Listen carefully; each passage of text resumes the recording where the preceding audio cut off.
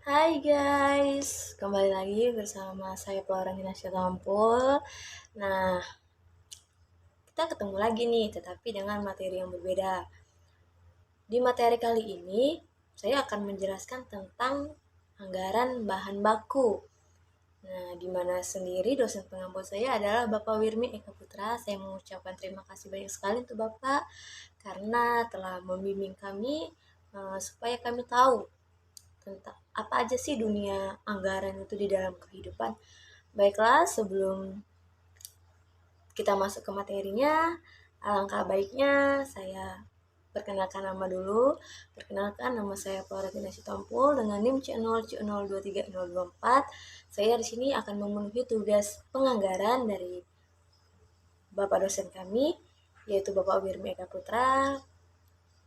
Semoga teman-teman dapat menyimaknya dan dapat memasukkan ke dalam pikiran kita bersama-sama. Baik, saya pamit.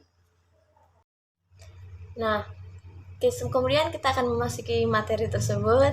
Yang pertama itu ada anggaran bahan baku. Apa sih itu anggaran bahan baku?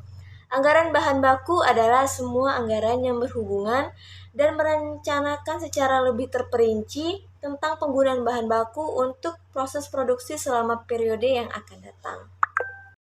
Terus yang kedua itu ada tujuan anggaran bahan baku. Yang pertama yaitu memperkirakan jumlah kebutuhan bahan baku. Yang kedua memperkirakan jumlah bahan baku yang diperlukan.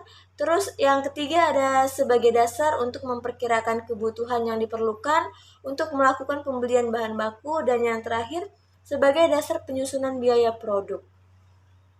Nah, teman-teman tahu nggak sih apa itu jenis-jenis anggaran bahan baku? Ayo, siapa yang tahu? Kasih tahu. Jadi, jenis-jenis anggaran baku itu meliputi anggaran persediaan awal, anggaran pembelian, anggaran persediaan akhir, anggaran penggunaan bahan baku, anggaran biaya bahan baku, dan anggaran efisiensi suatu produksi. Nah, fungsi bahan baku sendiri itu seperti apa sih contohnya?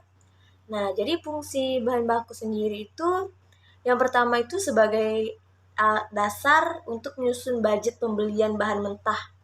Jumlah satuan bahan mentah yang dibeli ditentukan beberapa banyak satuan bahan mentah yang dibutuhkan oleh beberapa banyak satuan bahan mentah dibutuhkan dalam proses produksi. Terus yang kedua, itu ada sebagai dasar untuk menyusun anggaran biaya bahan mentah. Besarnya biaya bahan mentah ditentukan oleh beberapa banyak satuan bahan mentah tersebut dibutuhkan untuk proses suatu produksi. Terus yang ketiga itu sebagai data dan informasi untuk menyusun anggaran kebutuhan bahan mentah. Nah, jadi kan tadi kita sudah membahas nih tentang materi-materinya. Maka sekarang kita mau membahas tentang kesimpulannya.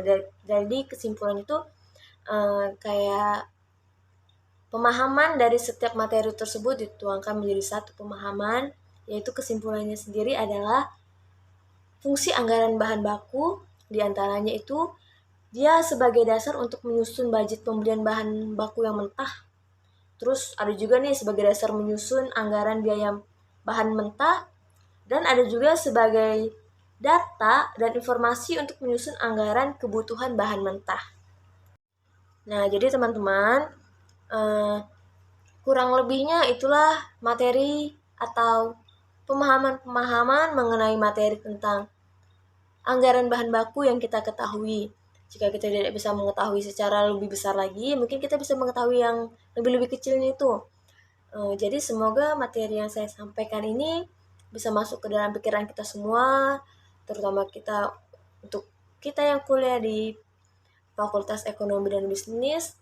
Anggaran bahan baku ini penting banget di dalam kita menjalankan usaha kita. Jadi, saya Flora Ginasya Tampul. Jika ada kesalahan kata saya yang saya ucapkan atau kesalahan saya dalam memaparkan materi, karena juga saya belum paham betul tentang materi tersebut, tolong kritikannya, dan jika ada salah pengetikan saya benar-benar minta maaf. Jadi, saya selaku presentator, saya mengundurkan diri. Terima kasih.